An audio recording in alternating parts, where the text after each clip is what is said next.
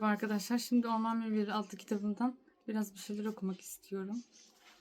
Evet, hep birlikte ailecek babaannesine gitme kararı aldılar. Ailesiyle arabaya binip bir yerlere gitmeyi çok seviyordu.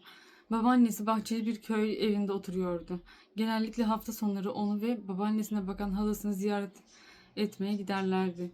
Babaannesi orta yapılı ihtiyar bir kadındı. Halası ise biraz kilolu, gözleri yeşil ve kısa boyluydu. Ev ise dış kapıdan girince sağda ve solda iki evden oluşuyordu. Biri halası babaannesinin kalıyordu.